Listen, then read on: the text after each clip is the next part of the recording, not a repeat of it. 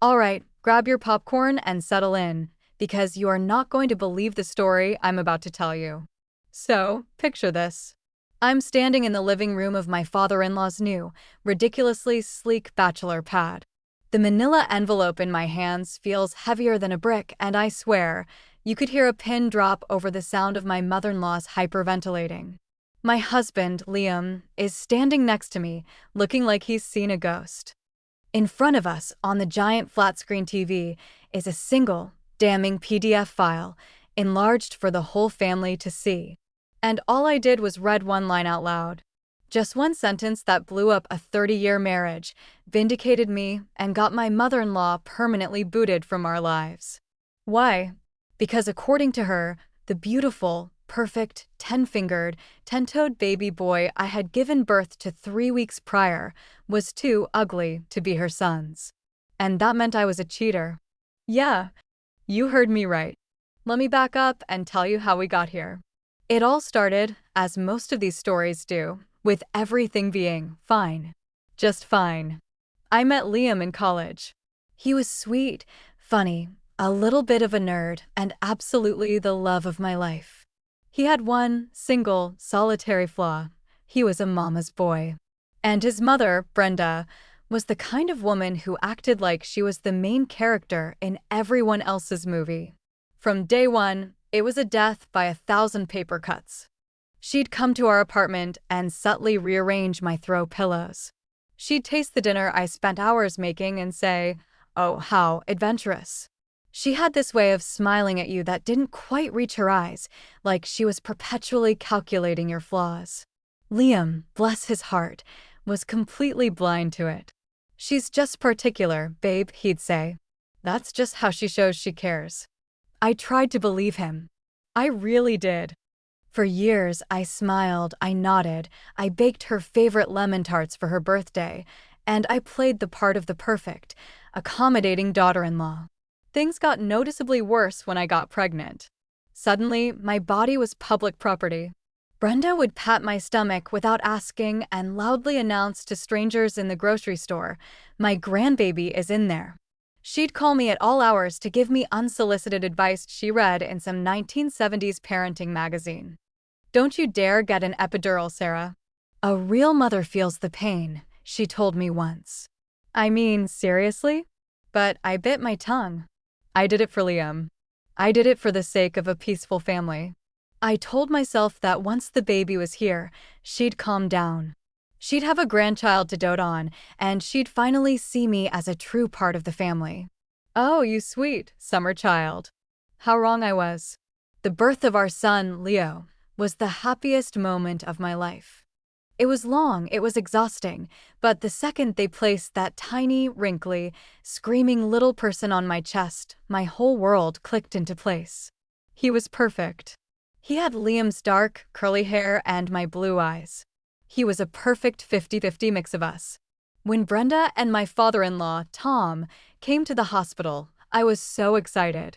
Tom was a quiet, kind man who was basically the complete opposite of his wife. He immediately teared up, held Leo's tiny hand, and told me I did an amazing job. Brenda, however, she just stood there, staring. She leaned over the bassinet, her face pinched in concentration, like she was trying to solve a difficult math problem.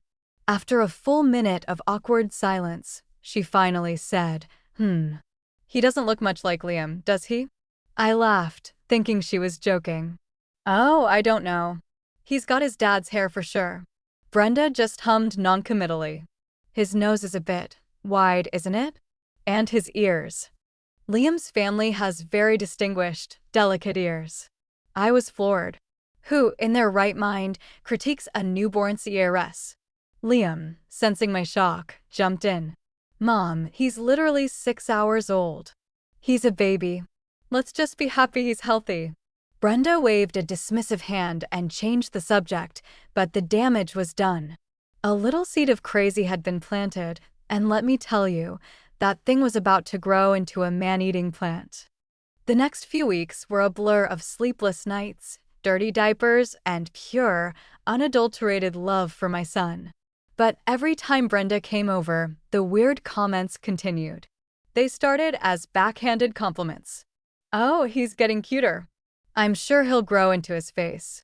Or she'd say to Liam, right in front of me, "Don't worry, honey, sometimes the good genes skip a generation."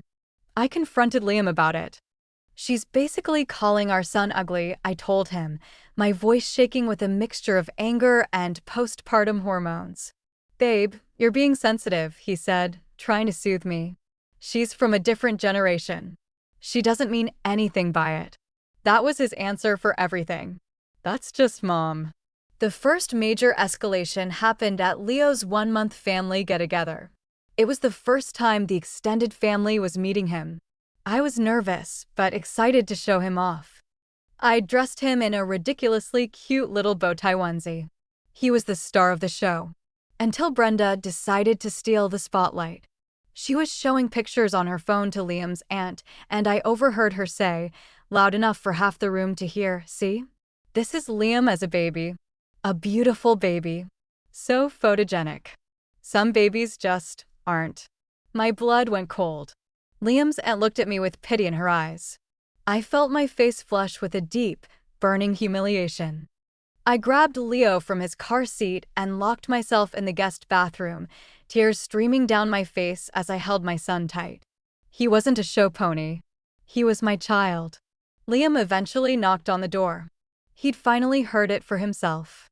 He was apologetic, angry on my behalf, and promised he would talk to her. His talk must have been about as effective as a screen door on a submarine, because 2 weeks later, Brenda went nuclear. She posted a photo on Facebook. It was a side-by-side of a baby picture of Liam and a particularly unflattering photo she'd taken of a crying Leo. The caption read, "Genetics are a funny thing, aren't they? You can really see the family resemblance in my handsome boy Liam." The other one, well, I'm sure he has a wonderful personality. Winking face #family #genes #blessed. I saw it because my cousin sent me a screenshot. I literally saw red. It wasn't just a comment anymore. It was a public declaration. She was telling the whole world she thought my son wasn't her grandson. That I had cheated. I called Liam, screaming and crying. "This is it, Liam. This is the line. You have to handle this. You have to tell her to take it down and apologize, or I swear, she will never see her grandson again." He was furious. He called his mom, and I could hear him yelling through the phone. It was the first time I'd ever heard him truly stand up to her. When he got off the phone, he looked pale. "She took it down," he said. "But she's not sorry. She said she's just asking questions." "What questions?" I shrieked. Liam wouldn't look at me. She wants me to get a DNA test." At that moment, it wasn't even anger I felt. It was this cold, hollow feeling in my chest. The woman who was supposed to be my family, my son's grandmother, believed I was a liar and a cheat, all because my newborn didn't look like a baby model. And my husband, instead of telling her to go to hell, was actually relaying this request to me. "No," I said, my voice dangerously quiet. "Absolutely not. The only way I am ever doing a DNA test is if you tell me, right now, that you have doubts." "No, of course not, Sarah. I know you'd never." "Then tell your mother that her request is insane and that she needs to apologize to me and to our son, or she is cut off. Period." He promised he would. He said he'd go over there the next day and lay down the law. I wanted to believe him. God, I really wanted to. The next day, I had to take Leo for a routine pediatrician checkup. Liam was at work. I was exhausted but feeling a little hopeful. Maybe this was the wake-up call Liam needed. Maybe he'd finally set a boundary. When I pulled into our driveway a few hours later, my hope turned to ice. There, on our front lawn, was my stuff. My clothes. My books. My laptop bag. My nursing pillow. My framed photos from our wedding. All of it just dumped on the grass like garbage. My favorite suitcase was open, its contents spilling onto the dew-dampened lawn. I just sat in the car staring, with Leo asleep in the back. I couldn't breathe. It was so surreal, so utterly insane. It felt like I was watching a movie. Then, the front door opened and Brenda walked out, a black trash bag in her hand. She saw my car and a smug, triumphant look crossed her face. She dropped the bag and marched over to my window. I rolled it down, my hands shaking. "What is this?" I whispered. "It's the trash being taken out," she said, her voice dripping with venom. "I'm not having some harlot living in my son's house, raising another man's bastard child. Liam is too weak to do it, so I did it for him. Pack up your ugly baby and get out of our lives." I just stared at her. The sheer audacity. The cruelty. My brain couldn't process it. "Where is Liam?" I asked. "At work, where a good man should be." I called him and told him I was coming to clean house. He didn't stop me, did he? And that was it. That was the sound of my heart breaking. It wasn't just Brenda anymore. It was Liam. He knew. He knew she was coming, and he let her do this. He didn't stand up for me. He didn't protect our home. He chose his mommy over his wife and child. I didn't say another word. I put the car in reverse, backed out of the driveway, and drove away. I didn't know where I was going, but I knew I was never, ever going back to that house as the same person. I ended up at my sister's place. She opened the door, took one look at my face, and pulled me into a hug. I explained everything between sobs, while she made me tea and held Leo. When I got to the part about my stuff on the lawn, her face hardened. "Oh, hell no," she said. "We are going to burn her entire world to the ground." My phone was blowing up. Dozens of missed calls and frantic texts from Liam. Asterisk, "Sarah, where are you? Mom told me what she did. I'm so sorry. Please come home, we can fix this." Asterisk. I turned it off. I needed a plan. My sister was right. There would be no more crying. No more waiting for Liam to grow a spine. I was done being the victim. It was time for scorched earth. First, I called a lawyer. Second, I called Liam's dad, Tom. I had a feeling he was an unwilling passenger on Brenda's crazy train, and I was right. When I told him what happened, there was a long, heavy sigh on the other end of the line. "I am so sorry, Sarah," he said, and he sounded genuinely heartbroken. She's lost her mind. This has gone too far." He told me he was at his brother's place and that he and Brenda had a massive fight. It seemed Brenda's stunt was the last straw for him, too. That's when my plan started to form. It was devious. It was dramatic. It was perfect. "Tom," I said, "I have an idea. But I'm going to need your help. And I am going to do a DNA test. But we are going to do it my way." 2 days later, I finally answered one of Liam's desperate calls. I was calm. Cold. He was a sobbing mess. He'd gone to my sister's house, but she'd refused to let him in. He'd been staying at a hotel, terrified he'd lost me forever. "I'm willing to talk," I said, my voice flat. "On one condition. You, me, your mother, and your father will all meet at your dad's brother's house for dinner on Sunday. And you will tell your mother that I have agreed to her demands, and that I will be bringing the DNA test results with me." He agreed immediately, pathetically grateful. He thought this was about reconciliation. He had no idea it was a trial, and I was both the prosecutor and the judge. Sunday arrived. I walked into my uncle-in-law's house holding 2 things, my son, Leo, and a large, sealed manila envelope. Liam rushed to me, trying to hug me, but I sidestepped him. Brenda was sitting on the couch, looking impossibly smug. She thought she'd won. Tom stood by the fireplace, his face grim. He just gave me a small, sad nod. We sat down. The air was thick with tension. Brenda started immediately. "Well, Sarah," she began, not even looking at Leo. "I'm glad you finally decided to see reason. We can all put this unpleasantness behind us once the truth comes out." "The truth?" I asked, my voice dangerously sweet. "What truth is that, Brenda?" "The truth that you were unfaithful and tried to pass off another man's child as a member of my family. It was obvious from the start. That child looks nothing like us. He's plain. My family is striking. Liam was a gorgeous baby. There's simply no comparison." I let her dig her own grave. I glanced at Liam. He looked sick, but he didn't say a word. He was still a coward. Finally, I placed the envelope on the coffee table. "You're right, Brenda," I said, and her eyes lit up. "The truth needs to come out. For weeks, you have slandered me. You have insulted my son. You destroyed my property and threw me out of my home. All based on your absolutely bizarre and offensive assessment of a newborn's appearance." I picked up the envelope. So I did it. I got the test. Liam and Leo's DNA. The results are in here. Brenda leaned forward, a greedy look on her face. "Well, open it. Let's see it."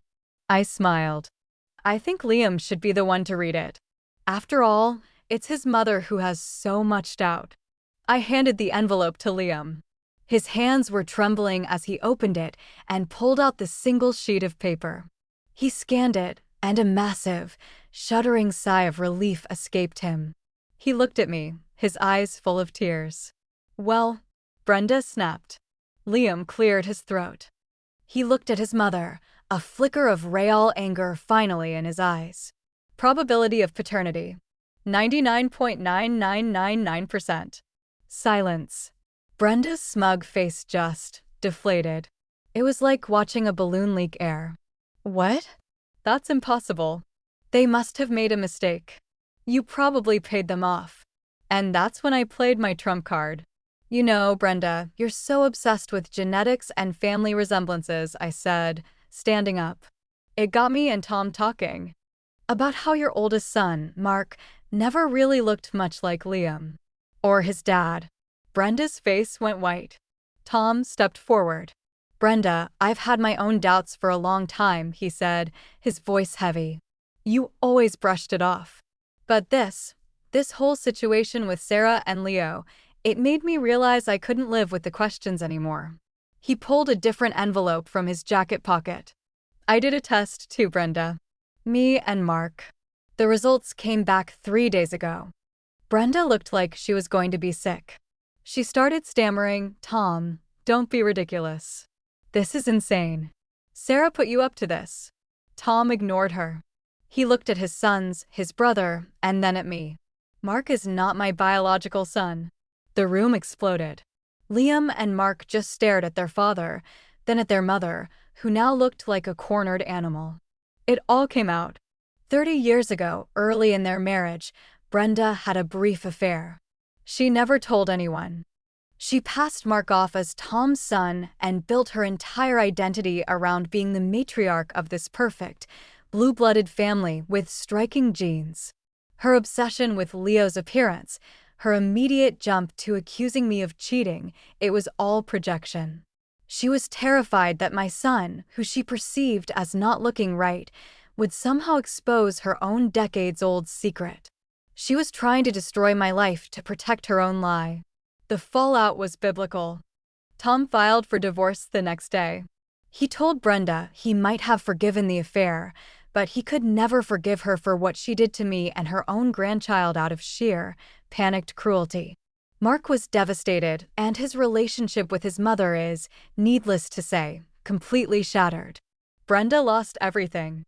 Her husband, her home, the respect of her sons, and any chance of ever knowing her grandson, Leo. As for Liam, seeing his mother's world crumble and his father's quiet strength finally gave him the spine transplant he so desperately needed. He spent months in therapy, both on his own and with me. He had to earn back my trust, step by painful step. We sold the house his mother had violated and bought a new one, a true fresh start. Our life is quiet now. It's peaceful.